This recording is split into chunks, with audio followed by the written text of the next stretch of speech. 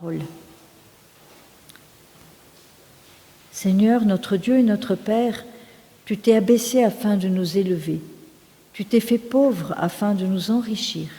Tu es venu à nous afin que nous allions à toi. Tu as été homme comme nous afin de nous faire participer à la vie éternelle. Tu nous guides à tout instant vers ton royaume. Seigneur, par ton esprit, montre-nous et ouvre-nous le chemin qui conduit à toi. Fais que nos yeux s'ouvrent à ta lumière et que nous devenions tes témoins pour toute notre vie. Nous t'en prions au nom de Jésus-Christ, le Rédempteur. Amen.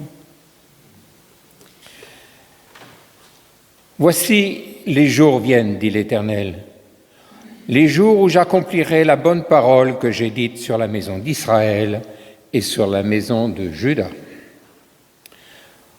En ces jours et en ces temps-là, je ferai éclore à David un germe de justice. Il pratiquera la justice et l'équité dans tout le pays. En ces jours-là, Juda sera sauvé. Jérusalem aura la sécurité dans sa demeure, et voici comment on l'appellera: l'Éternel, notre justice. En Luc 21, les versets 25 à 36. Il y aura des signes dans le soleil, dans la lune et dans les étoiles. Et sur la terre, il y aura de l'angoisse chez les nations, qui ne sauront que faire au bruit de la mer et des flots. Les hommes rendant l'âme de terreur dans l'attente de ce qui surviendra pour la terre, car les puissances des cieux seront ébranlées. Alors, on verra le Fils de l'homme venant sur une nuée avec puissance et une grande gloire. Quand ces choses commenceront à arriver, redressez-vous et levez vos têtes, parce que votre délivrance approche. Et il leur dit une comparaison. Voyez le figuier et tous les arbres. Dès qu'ils ont poussé, vous connaissez de vous-même, en regardant, que déjà l'été est proche. De même, quand vous verrez ces choses arriver, sachez que le royaume de Dieu est proche. Je vous le dis en vérité, cette génération ne passera point que tout cela n'arrive. Le ciel et la terre passeront, mais mes paroles ne passeront point. Prenez garde à vous-même, de crainte que vos cœurs ne s'apesantissent par les excès du manger et du boire, et par les soucis de la vie, et que ce jour ne vienne sur vous à l'improviste, car il viendra comme un filet sur tous ceux qui habitent sur la face de toute la terre. Veillez donc et priez en tout temps, afin que vous ayez la force d'échapper à toutes ces choses qui arriveront et de paraître debout devant le Fils de l'homme. Amen. Les inondations, les canicules font le plus victime au niveau mondial, ainsi que les cyclones. Et voici quelques exemples qui ont eu lieu juste ces 3 derniers mois. 12 septembre, Los Angeles menacé par 3 incendies non maîtrisés. 17 septembre, du Mali au Soudan, les inondations transforment le Sahara en océan. Vers le 23 septembre, inondations meurtrières au centre du Japon. Les 26 et 29 septembre, l'ouragan Hélène frappe durement les États-Unis. 28 septembre, inondations meurtrières au Népal, au moins 148 morts et 59 disparus. Fin septembre, début octobre, le puissant typhon Kongray atteint Taïwan. Octobre dernier, inondations et coulées de boue dans le centre-est, surtout en Ardèche. Encore vers le 29 octobre, en Espagne, à Valence, Malaga, touchés par les inondations, environ 217 morts. 18 novembre, le super typhon Manhi fait d'importants dégâts aux Philippines. Et je pense que j'en ai oublié. On accuse les mutations climatiques. Comment se fait-il que l'exceptionnel devienne de plus en plus fréquent? Les spécialistes sont quasiment unanimes aujourd'hui pour évoquer comme cause principale à ces dérèglements le réchauffement de la planète directement lié à l'activité humaine. Et il y a quelques années que la population d'un archipel corallien dans le Pacifique a dû être déplacée. Ces îles situées seulement à 1 mètre au-dessus du niveau de la mer sont condamnées à s'enfoncer dans l'eau, si ce n'est déjà fait. Le corail est en train de mourir à cause du réchauffement de l'océan. Aujourd'hui, plus de la moitié de la population du globe vit sur les côtes et dans le delta des fleuves. La montée des eaux va entraîner une menace permanente à chaque tempête. Les conséquences économiques sont incalculables. L'inquiétude est de plus en plus forte. Mais comment ne pas faire le parallèle entre cette préoccupation angoissante qui est la nôtre en cette fin d'année 2024 et dans quelques jours 2025 et la parole que nous avons lue dans l'évangile de Luc qui dit que les tempêtes de la mer,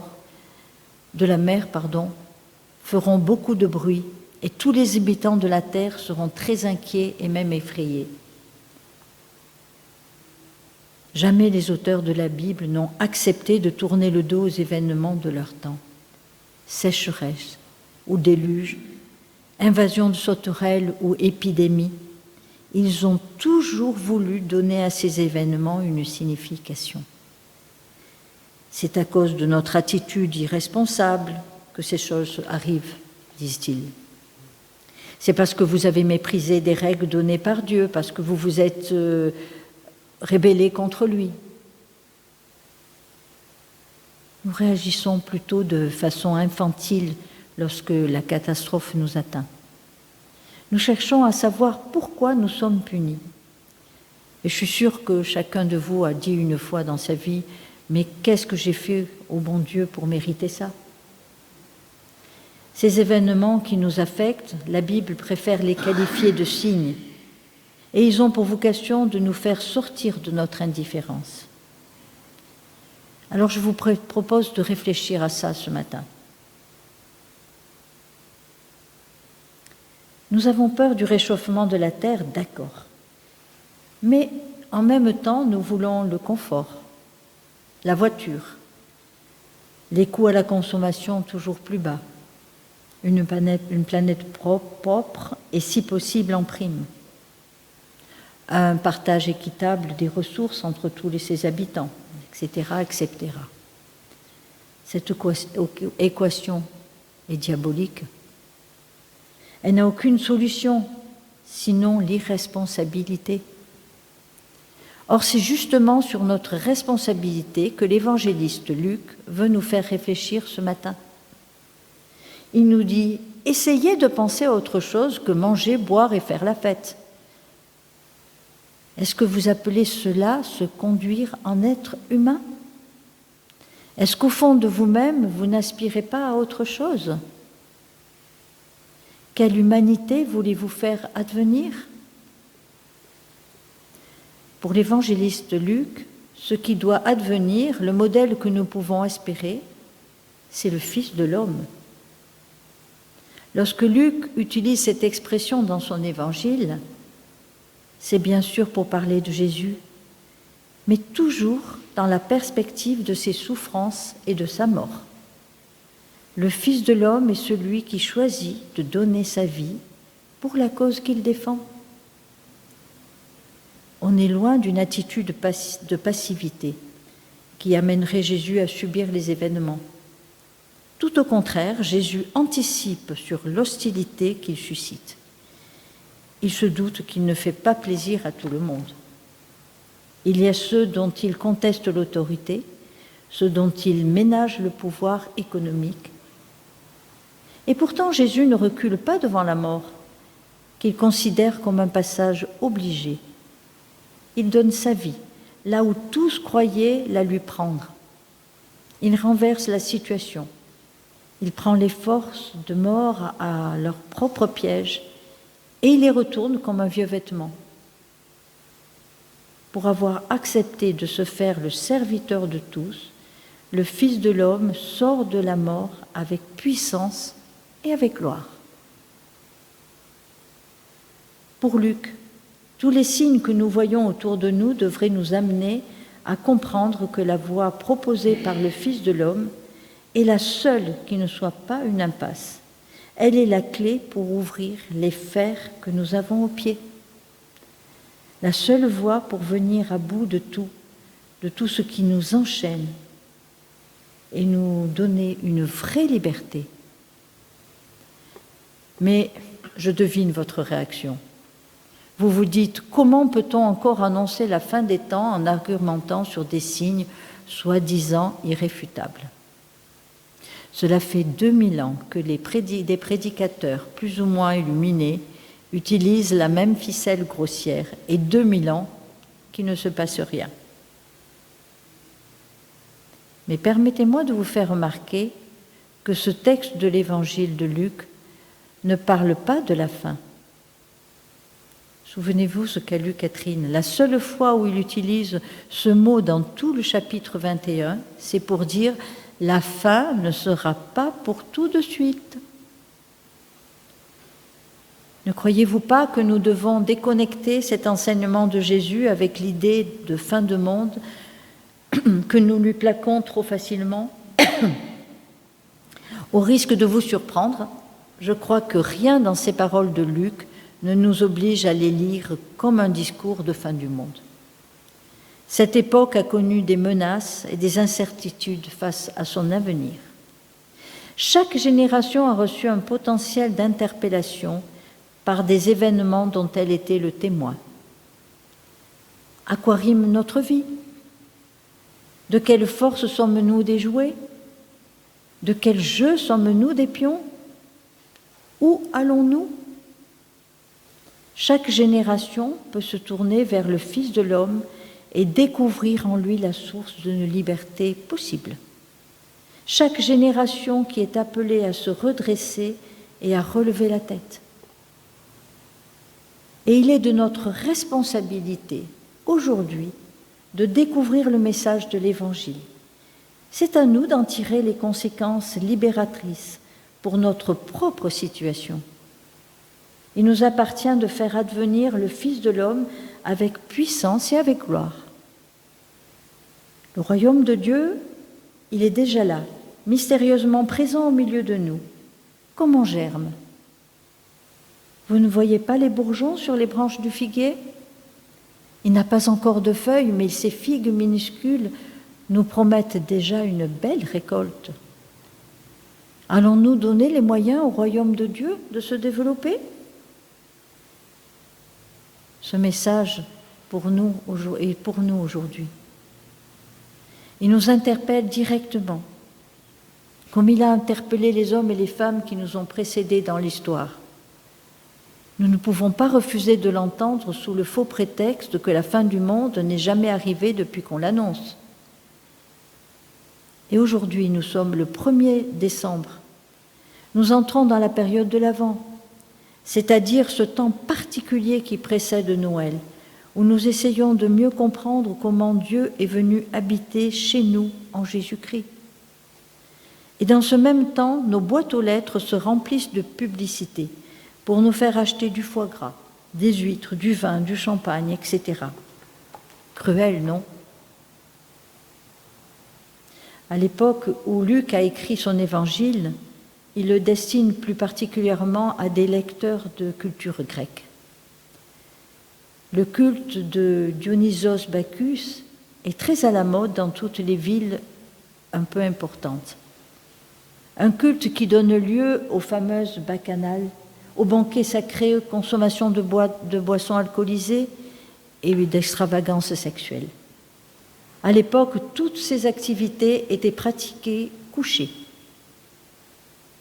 Et quand l'évangéliste Luc recommande à ses lecteurs de rester debout, la tête haute, il les invite à rompre radicalement avec ces coutumes, à entrer dans une forme de résistance et de contestation.